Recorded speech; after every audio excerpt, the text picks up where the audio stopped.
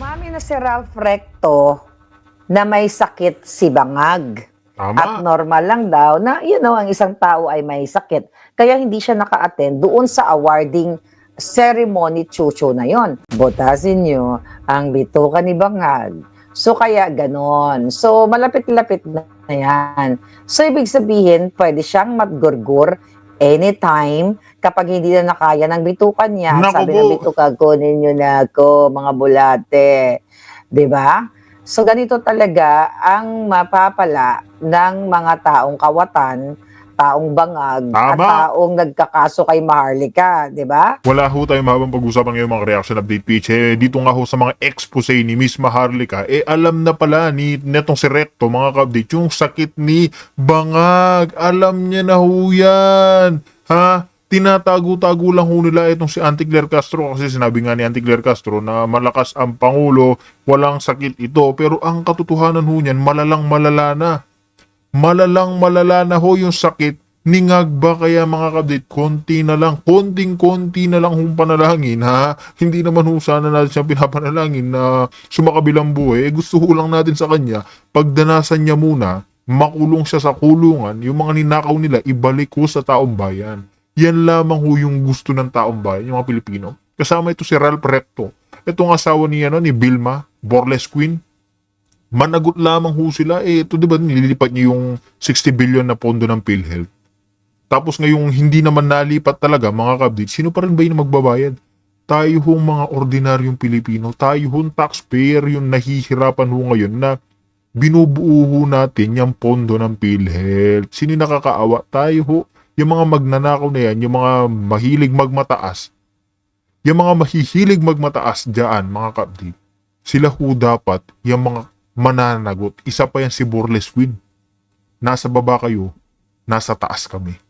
Kaya mga kabdit, wala ho tayong paligoy-ligoy dito. Marami ho tayong tatalakayin dito kay Ngagba. Kung saan talaga naman ho nakakakilabot na yung nangyari sa ating bansa. Kaya kung bago lang ho kayo sa ating channel, like, share, subscribe, lamang ho, malaking tulong na ho yan. Repta na ho tayo. Kaya mga date, wala na ho tayong paligoy-ligoy pa. Alright? Nakita niyo na ba to? Ayan. Translate natin yan para maintindihan natin. Ang sabi dito, dated January 25, 2026, 10:45 hours. Yung format ng documents or nitong medical documents ay mukhang legitimate, may pangalan pa ng doktor. Okay, impression, severe sigmoid diverticulitis. Okay, i-translate natin sa Tagalog. So yung impression na ipinakita doon sa dokumento na ito ay malala yung sigmoid diverticulitis na may butas at malala na yung infection sa bituka. Yan sa supot-suputan. Supot ba si Bangagan? Doon sa packet nung kanyang bituka. Okay? Malala dahil may infection na mamaga. Pag sinabi mong sigmoid, ito ay bahagi ng malaking bituka daw sa bandang ibaba. Alright? So, meaning, mga kababayan, may butas na ang kanyang bituka kasi pinagapan ko yung mga bulate. Sabi ko sa mga bulate, botasin nyo ang bituka ni Bangag.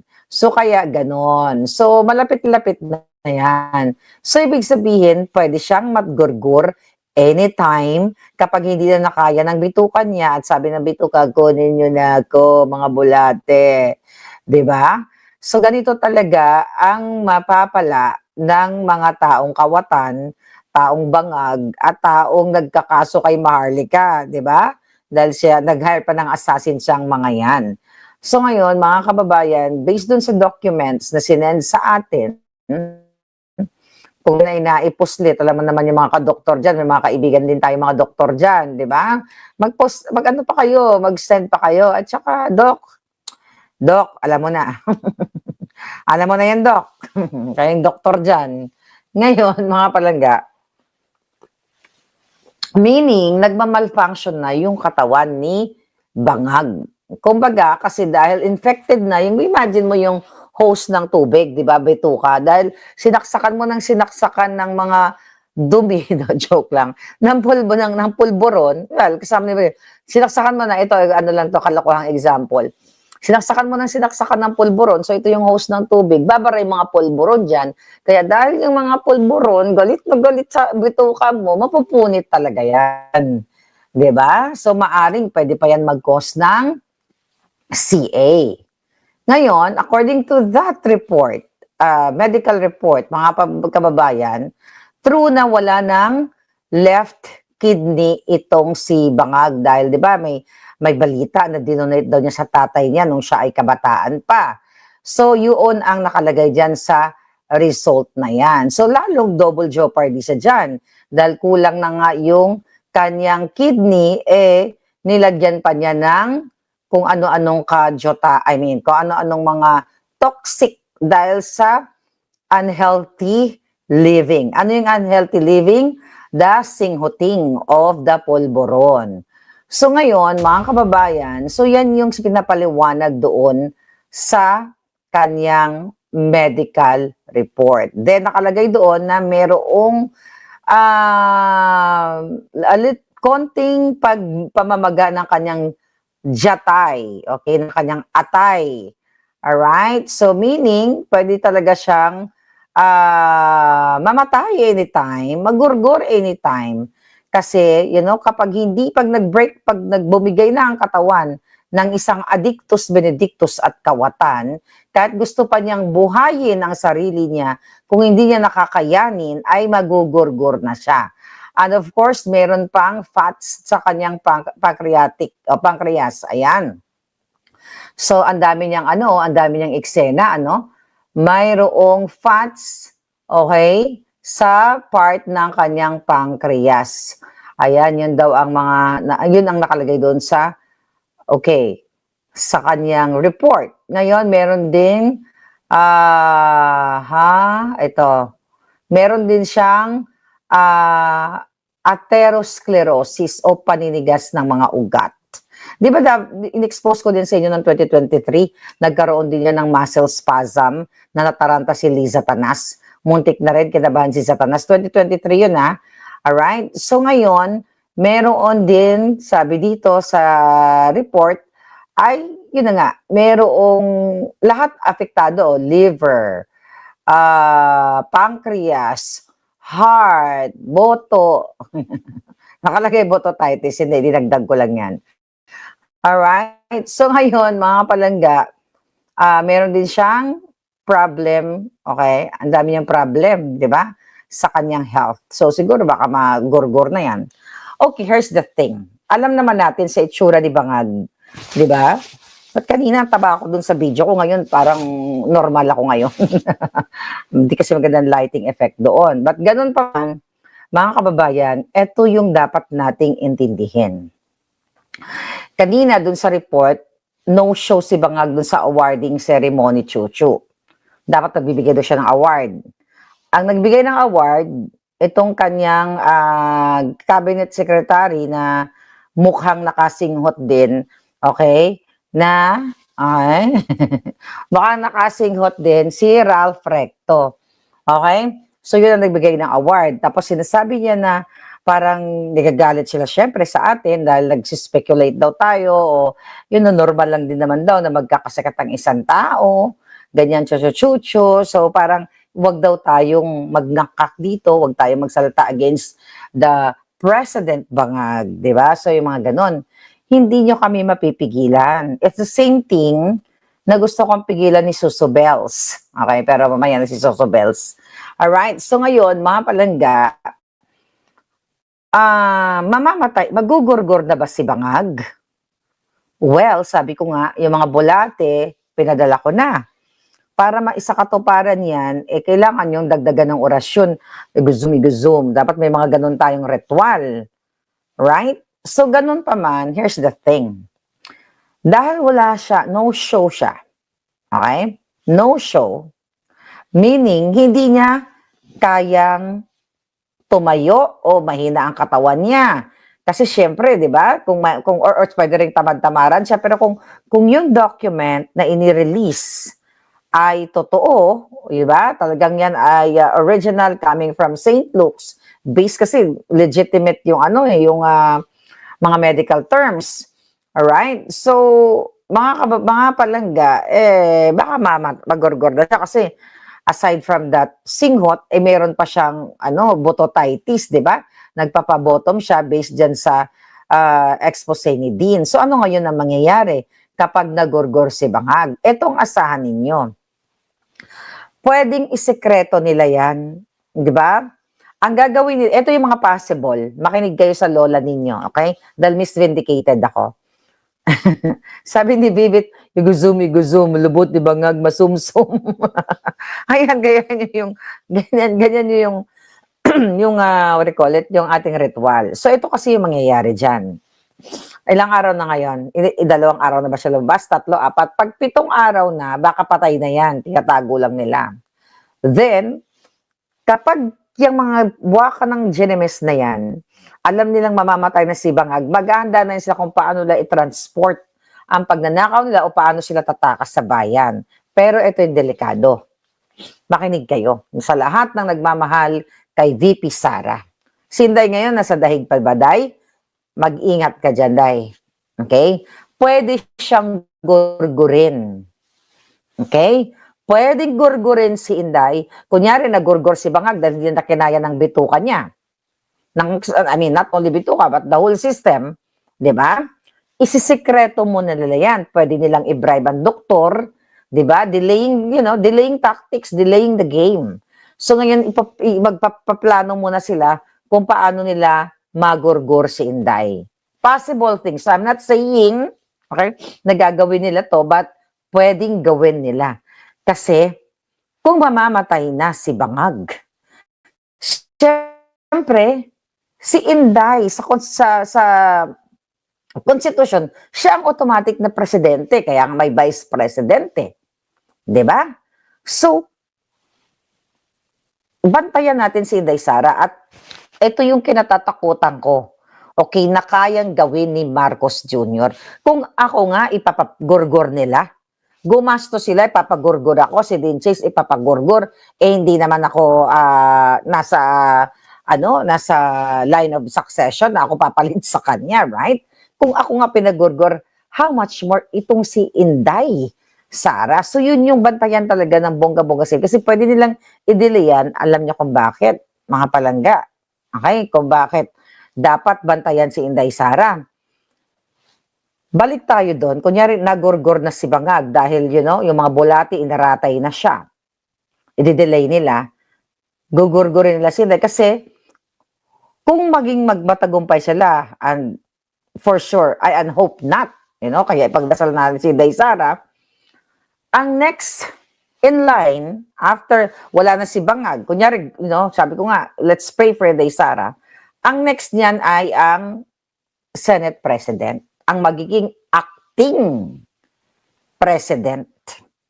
Alright? Then, tatapusin niya hanggang 2028 as acting President.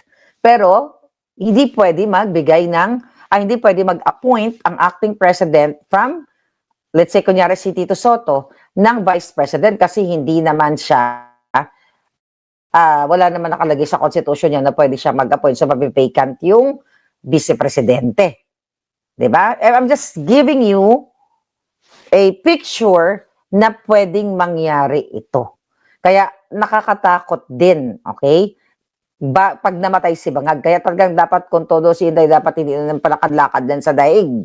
Kasi si Inday, cool na cool lang siya kasi siguro, feeling safe siya doon sa dahig. Mga kababayan, konting orasyon pa para kay Bangag. Alright? Uwi na si Inday? O, uwi na nga. So ngayon, ito ang mga eksena sa Banga. Okay, ang mga eksena sa Banga, dahil, mga palangginging, okay, alright, dahil tayo ay maingay, lalo yung nga bells ni Maharlika, ang tissue, kasi ng Jilongski ko, para may allergy ako. Okay. Alright.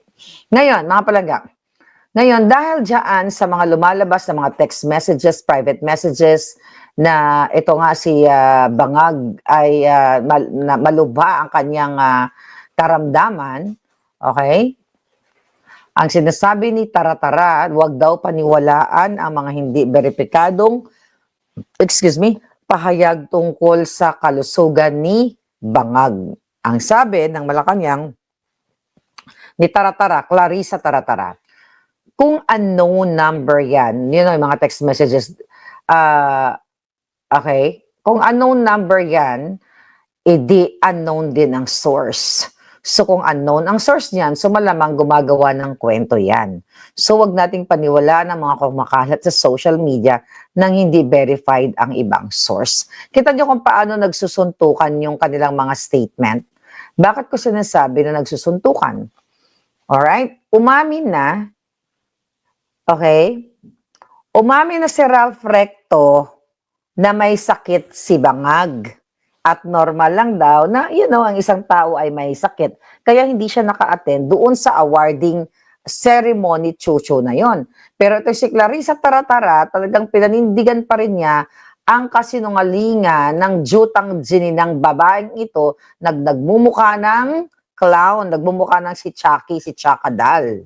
Alright? Sabi ni Castro, sinabi po ng Pangulo hindi po life-threatening na nakaramdam po siya ng kaunting sakit at iyan naman po ay tinutugunan ng kanyang doktor. Konting sakit? Konti lang pala eh. Gaano sakit ang kanyang pain? From 0 to 10. Diba? Konti. Ibig sabihin, konti, pwede mong inuman lang yan ng ibuprofen. 'Di ba? Kung konti lang, pero bakit wala? No show. Dahil nga, baka mag-effect na ang aking orasyon. Okay, sabi pa ni Castro, sinabi po, ito, at ngayon po nakikita natin siya sa iba't ibang activities katulad ng oath-taking, sa harapan po mismo ni General Nartatis, makikita at naka-attend na po siya ng EDC, ganyan-ganyan. 'Di ba? Ngayon, yesterday ito. So ngayon, mga kababayan, here we go.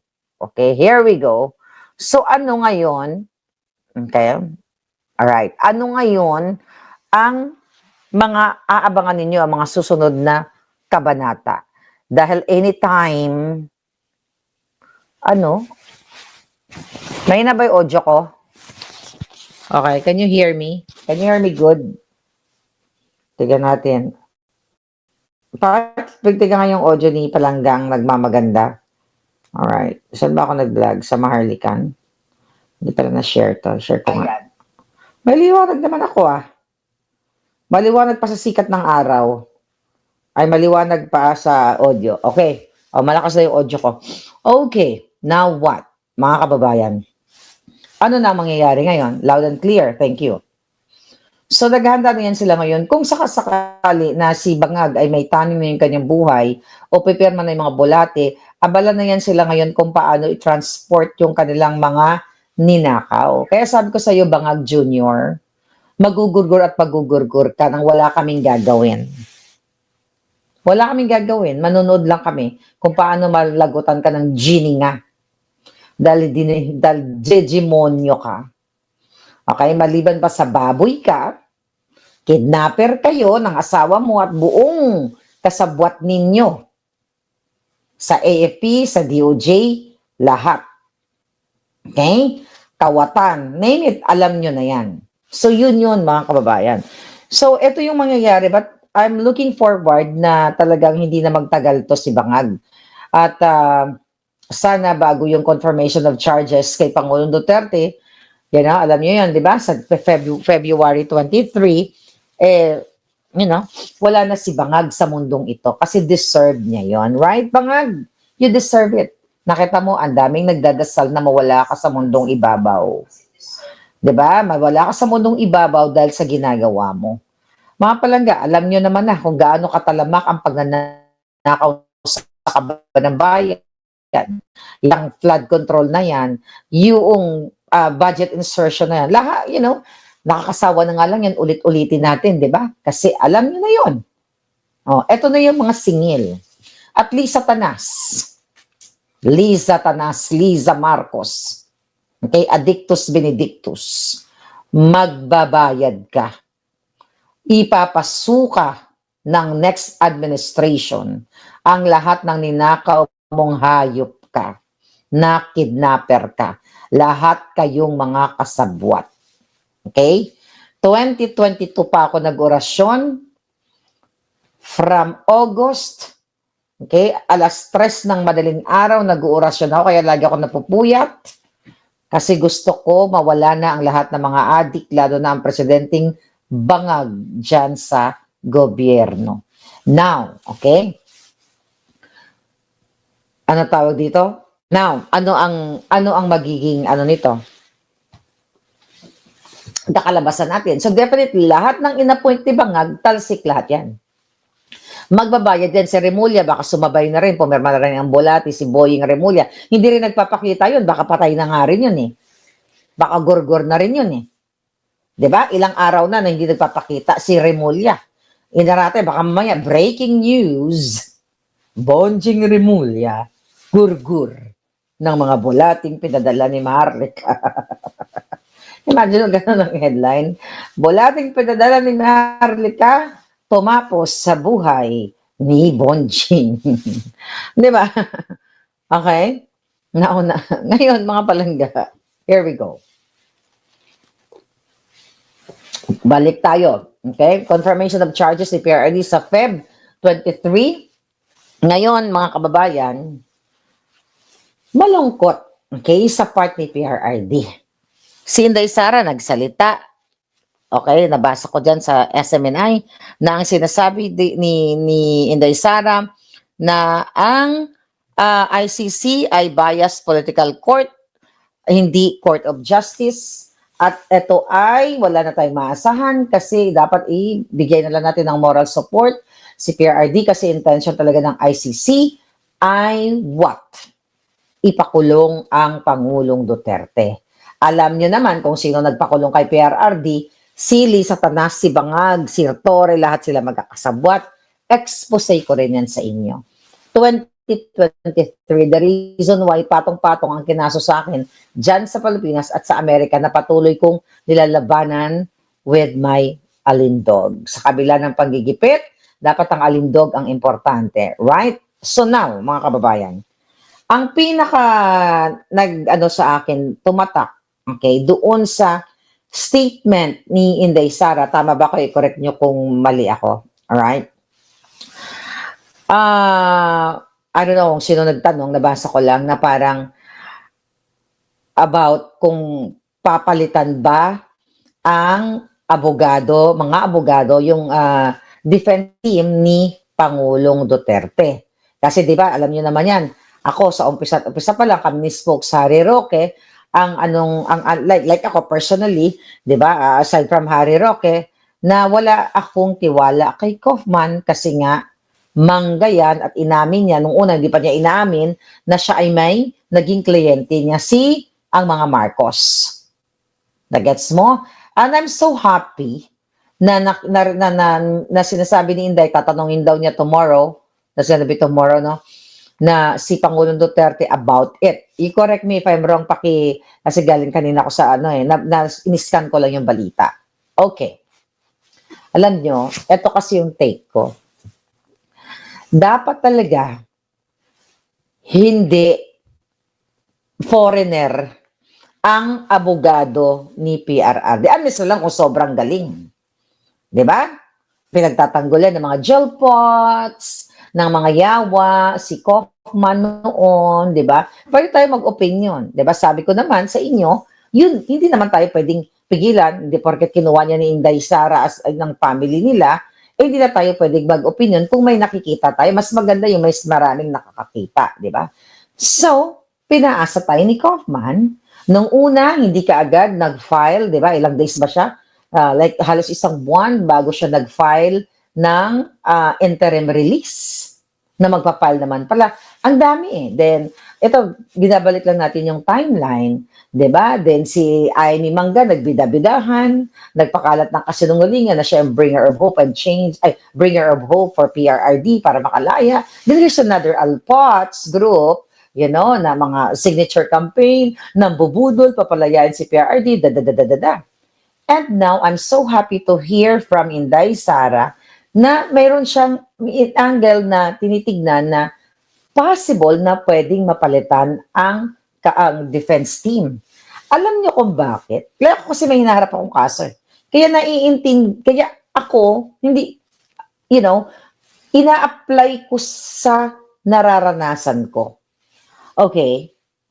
Recently, mga kababayan, sa headline, babasahin ko, ICC names 2 Filipino lawyers to represent PRRD, ang nakalagay Duterte drug war victims. So mga Pilipino na abogado. Sabi dito, a pre-trial chamber of the International Criminal Court has endorsed 2 Filipino lawyers to represent at least 29 drug war victims in the pre-trial stage, including hearings for the confirmation of crimes against humanity, charges against former President Rodrigo Roa Duterte. The pre-trial chamber won in a decision on January 26, directed the ICC's administrative unit to designate human rights lawyers Joel Butuyan and Gilbert Andres to the common legal representatives. Okay, here. Ito tatapusin ang balita. Bakit para sa akin mahalaga na ang abogado ni Pangulong Duterte ay Pilipino, okay, na authorized, okay, or isa sa mga ICC lawyers na pwedeng mag-represent. Yung just minus na lang, okay, kung whatever reason, kung hindi si Spokes Harry Roque, ibang lawyers na pwedeng mag-communicate kay PRRD at maiintindihan nila yung language kasi parehong Pilipino. But of course, kung ako ang may kapangyarihan, hindi lang naman isa lawyer, I will get Harry Roque